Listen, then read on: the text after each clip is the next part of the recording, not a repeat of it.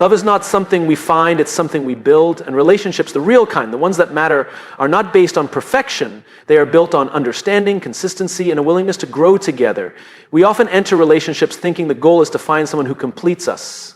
But real love doesn't complete you, it expands you, it challenges you, it makes you better. Not because the other person fixes you, but because they inspire you to rise. And the foundation of any strong relationship isn't attraction or chemistry. It's trust. Trust is earned in the smallest moments, in showing up when it's inconvenient, in listening without trying to fix, and in being honest even when it's hard. You can't fake trust. It takes time, it takes effort, but once it's there, it's the soil where love can truly grow. You want a great relationship? Start by being a great partner. Lead with empathy. Be curious, not judgmental. Ask, what can I give, before you ask, what am I getting?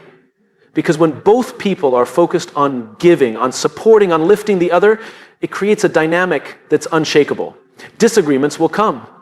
So will challenges. But the most connected couples aren't the ones who avoid conflict. They're the ones who know how to navigate it with respect. They don't fight to win, they fight to understand. They don't use silence as punishment, they use words to bridge the gap. And most importantly, don't forget that love is a choice. Every single day, you choose to be patient. You choose to be kind. You choose to stay, to support, to grow. Love isn't a feeling that shows up when it's convenient. It's a commitment you uphold, especially when it's difficult. You don't need someone perfect. You need someone willing. Someone willing to communicate, willing to heal, willing to be seen. And you need to be that person too. You, because at the end of the day, the most special advice anyone can give about love is this. Be the kind of partner you would want to love for a lifetime, and then keep becoming that person. Love is not found, it's built. It's one of the most misunderstood truths in the world of relationships. So many people walk around with the belief that love is this magical thing that happens to us when we meet the right person, like a lightning bolt from the sky. We believe that one day someone will come along who will just get us, who will fit into our life like a missing puzzle piece, and everything will finally make sense. But the truth is, love doesn't work that way. It's not something we stumble into, it's something we invest in, nurture, and create over time. The idea that love is built, not found, shifts the responsibility from luck to intention. It's easy to fall for someone. What's hard is to stay, to grow, to show up every day with commitment and compassion. That part, the staying, the showing up, that's the building. It's not glamorous, it's not always exciting. But it's where the deepest kind of connection lives. When people say they fell out of love, what they're often describing is a failure to keep building. They stop doing the small things. They stop listening. They stop choosing each other every day. Love isn't something you can set on autopilot. It's like a garden. It doesn't matter how good the soil is at the start. If you don't water it, if you don't pull out the weeds, if you don't protect it from the storm, it withers. And then we blame the garden, not the lack of care we gave it. Building love means being intentional with our time and energy. It means choosing to communicate even when it's uncomfortable. It means resolving conflict, not avoiding it. It means apologizing when we're wrong and learning how to truly listen when our partner speaks. It means paying attention, not just to the big moments, but to the small ones too. The how was your day conversations, the gentle touches, the inside jokes, the little acts of kindness, these are the bricks that build lasting love. People often think passion is what sustains love. But passion fades. What remains is connection. And connection is built through consistency. That's the part nobody tells you when you're dreaming about fairy tale romance. Real love isn't made in grand declarations or romantic getaways. It's made in the quiet moments when one of you is tired and the other one does the dishes without being asked. When one of you is hurting and the other shows up with a listening ear, not advice. When life gets chaotic and messy and you still choose to lean into each other instead of pulling away. Love that lasts is love that's worked on. It's not always easy, but it's always worth it. And once you understand that love is something you build, it frees you from the illusion that it just happens. It allows you to stop searching and start creating. It empowers you to take ownership of the relationship you want and to become the kind of partner who builds that love with intention. So if you're waiting to find love, maybe it's time to stop searching and start building. Build it in your friendships, build it in how you treat people, build it in how you show up for yourself. Because when you learn to build love, you stop hoping for the right person to come along and you start becoming the right person for someone else. And that right there is where real love begins. Trust is the foundation of everything. So without it, nothing truly meaningful or lasting can exist. Not in love, not in friendship, not in business, and certainly not in ourselves. Trust is what allows people to feel safe, to open up, to be vulnerable. It's not flashy or loud, it doesn't demand attention, but it holds everything together in ways that most people don't even notice until it's gone. In relationships, trust isn't just about honesty, it's about reliability, it's about emotional safety, it's knowing that the other person has your back even when things get tough. It's knowing you can be your full self, flaws, fears, and all, and still be met with understanding, not judgment. Trust isn't built in grand gestures. It's earned slowly, moment by moment, through consistency and care. It's showing up when you say you will. It's keeping a secret that someone shared in confidence. It's choosing to be honest, especially when a lie would be easier. People often think love is what makes relationships work, but love without trust is unstable. It's like building a house on sand. No matter how beautiful the structure, it won't last. You can love someone deeply, but if you don't trust them, you'll live in a constant state of doubt, fear, and anxiety. You'll second guess their words, you'll analyze their actions, you'll look for meaning in the silence because your heart can't rest when it doesn't feel safe. And trust, once broken, is incredibly hard to rebuild. It's not impossible, but it requires more than just words. It demands action. It demands time. It demands patience and transparency. Rebuilding trust means understanding the damage done, taking full responsibility, and committing to earn that safety back not once, but over and over again.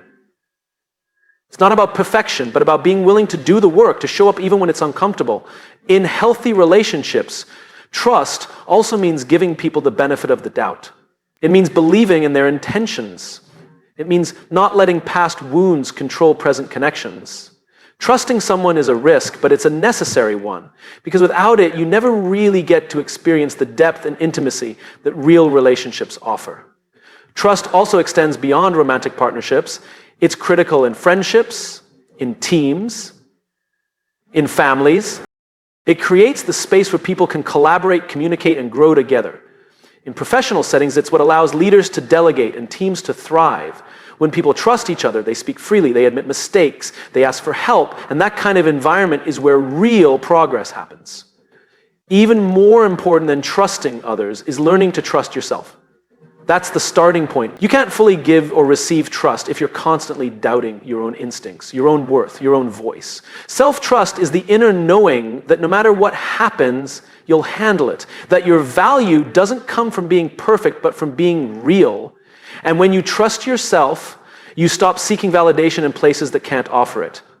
You stop tolerating relationships that make you question your value. You begin to set standards that align with your worth. Trust is the invisible thread that connects people at the deepest level. It's what allows love to grow, teams to succeed, friendships to last, and individuals to thrive. Without it, everything becomes fragile. With it, even the most difficult situations become manageable.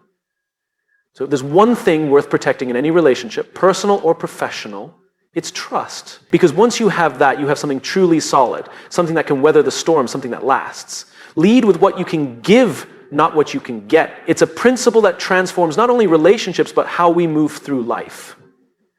In a world that often teaches us to focus on outcomes, on returns, on recognition, on rewards, this mindset flips the script. It reminds us that the greatest impact we can have in love, friendship, or leadership comes not from what we take, but from what we contribute. When we lead with what we can get, everything becomes transactional. Love becomes conditional. Kindness becomes strategic. Even connection starts to feel performative. We start measuring people by what they do for us, how they make us feel, whether they meet our expectations. And slowly, without even noticing, we turn our relationships into negotiations. That kind of living isn't fulfilling. It's exhausting. Because no one, not even the most loving partner, devoted friend, can constantly pour into us without ever being poured into. But when you lead with what you can give, everything changes. You shift from scarcity to abundance, from fear to trust. You stop approaching relationships with the question, what's in it for me? And start asking, what do they need? How can I support them? What can I contribute to make their life better? And that shift, simple as it sounds, is the foundation of real lasting connection. Giving doesn't mean losing yourself. It doesn't mean becoming a doormat. It's not about overextending or sacrificing your well-being. It's about generosity of spirit. It's about showing up with empathy, presence, and a willingness to serve, not because you expect something in return, but because you believe in the power of contribution. It's understanding that love isn't proven through grand gestures, but through everyday kindness, through consistent effort, through being someone who adds value wherever they go. When two people both lead with giving, a relationship becomes unstoppable. There's no scoreboard, no competition, just two people looking out for each other, lifting each other up, and investing in each other's growth. That's where emotional safety lives. That's where intimacy deepens. That's where you build something real, something unshakable. And ironically, when you focus on giving, you often receive more in return, not because you expect it, but because giving creates trust, it creates warmth, it inspires others to show up with the same level of care. Giving, when genuine, is contagious. It sets a tone, it tells people this is a safe space. This is a space where love, kindness, and honesty are welcome. That's the kind of energy people want to be around. Leading with what you can give doesn't just apply to romantic relationships, it applies to everything. Friendships, work, family. In every space we enter, we have the opportunity to elevate the room or drain it, to bring encouragement or criticism, to leave people better or leave them bruised. The way we choose to show up, the energy we bring, the words we speak, those are all gifts we offer, whether we realize it or not. And the most beautiful thing, giving creates meaning. When you contribute to someone else's joy, peace, or progress, you tap into a deeper purpose. You stop chasing fulfillment and start creating it. One moment, one gesture, one act of service at a time. So lead with what you can give, your presence, your patience, your love, your attention, not because you're trying to earn something, but because giving is how you build trust, how you create connection, how you live a life that matters. And in the end, that's what people remember. Not what you took, but what you gave. Conflict is not the enemy. Disconnection is. It's easy to look at conflict as something negative, something to avoid. We're taught to believe that if two people argue, if they disagree, if there's tension, then something must be broken. But the truth is, conflict is not a sign of failure. It's a sign that two people care enough to engage, to express, to push through the surface and talk about what's really going on. Disconnection, on the other hand, is quiet. It's subtle. It doesn't come with shouting or confrontation. It comes with silence, with distance, with indifference. And that's far more dangerous to any relationship, because when people disconnect, they stop trying. They stop explaining how they feel. They stop reaching for understanding. And slowly they drift apart, not because of a lack of love, but because of a lack of communication. Conflict, when handled well, can bring people closer. It can deepen trust. It gives people a chance to be seen and heard, to work through misunderstandings, to realign. It's not the conflict that causes damage. It's how we approach it. Do we fight to win, or do we fight to understand? Do we attack, or do we listen? Do we try to prove a point, or do we try to find common ground? Every relationship, no matter how strong, will face moments of tension. That's not a problem. In fact, it's necessary. Because growth doesn't happen in comfort. It happens when we're challenged, when we confront hard truths, when we step into uncomfortable conversations and come out the other side with more clarity and connection. Healthy conflict requires courage.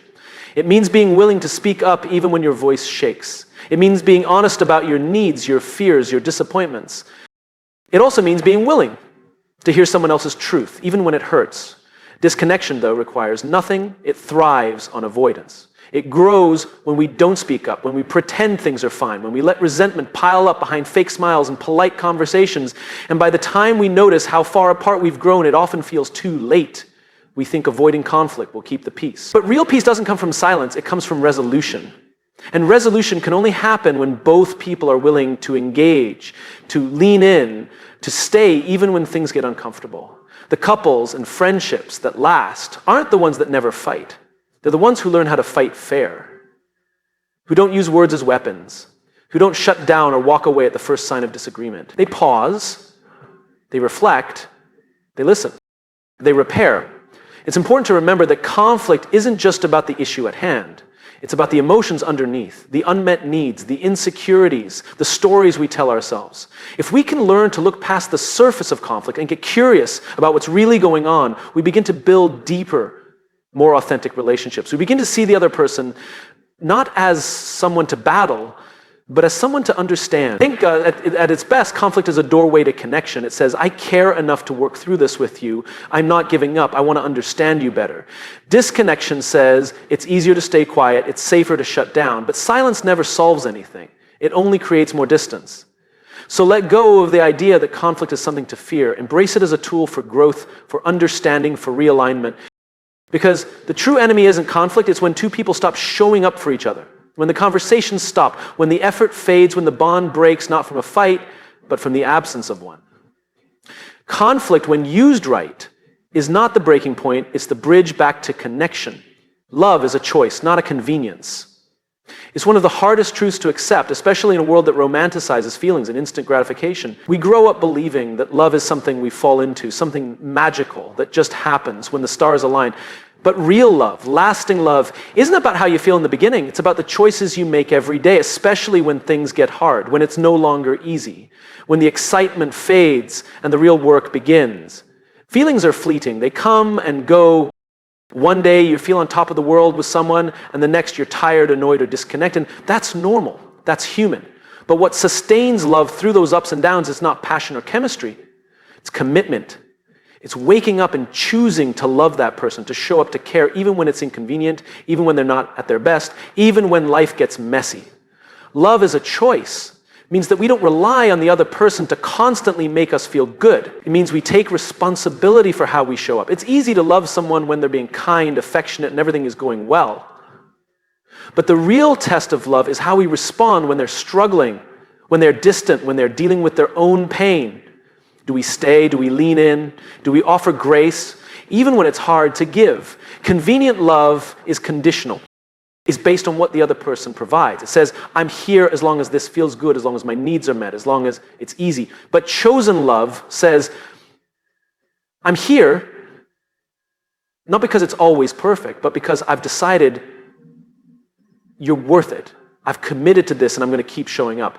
That kind of love is rare because it demands maturity. It requires emotional strength. It means choosing growth over comfort. Relationships built on convenience fall apart the moment challenges show up, when disagreements happen, when expectations aren't met, when real life replaces fantasy. People who see love as a feeling start looking for an exit. But those who see love as a choice stay. They listen, they adapt, they fight for connection instead of against each other. They understand that every relationship will hit rough patches, and it's the decision to work through them that makes love deeper, not weaker. Choosing love also means choosing forgiveness. It means choosing to have hard conversations. It means choosing to be vulnerable, even when it scares you. It means choosing patience, again and again. Not because the other person is perfect, but because they matter to you. It's not about settling, it's about standing by someone as they grow and being willing to grow with them. And most importantly, love as a choice is not just something you offer to another person, it's something you offer to yourself.